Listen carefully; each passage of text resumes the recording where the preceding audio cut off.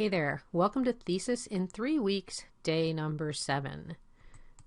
So today, you're going to start out by talking through what you have learned so far out loud. Talk to the cat, the dog, a plant, doesn't matter, preferably not another person who's going to ask you questions yet, but you want to talk through what you've seen and what you've learned. You're consuming material now in small bits, and I'm walking you through acquiring the skill to compare and contrast the information. So talking through what you've learned can help ground you to start to work more on the writing up of your research and the analysis that you're going to be doing. So once you've talked through it, review your reading notes and clean up any missing information, highlight any key insights you don't want to miss so you can find that information later. And then the next thing you're going to do is you're going to take notes on any remaining references. So any new things you found yesterday, take some notes on those references, including where you're going to use them in your manuscript. And next you're going to edit your summary table and completely fill out all the sections that you see so that you have that ready to go. And again, that's something you're going to look back at later on.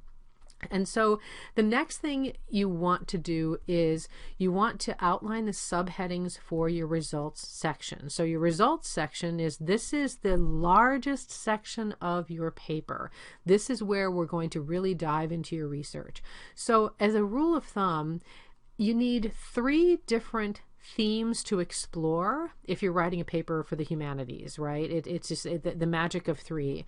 So the little paper that you learned how to write in 6th grade, where you had your purpose or your thesis statement, and then you examined first section, second section, third section. That's how you learn to write a humanities paper.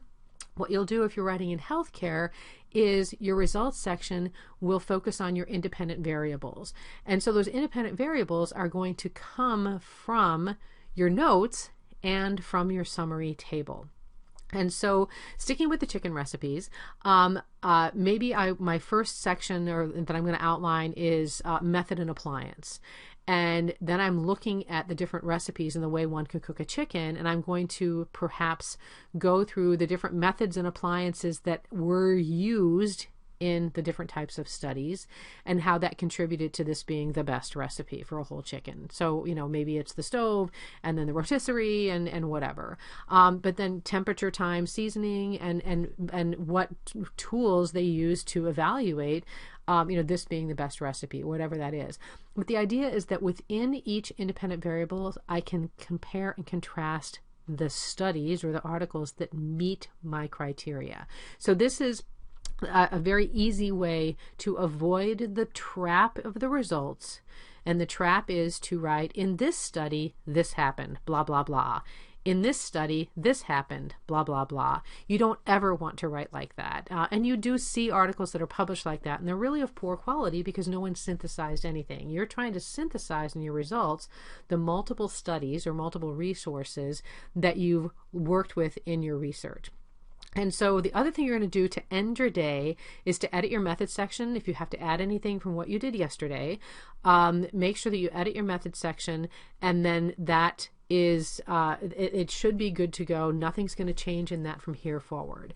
And one last thing is that every day you're going to save a backup copy. Make it a new backup copy from here forward. So this is backup copy day 7, backup copy day 8, or the date or something like that.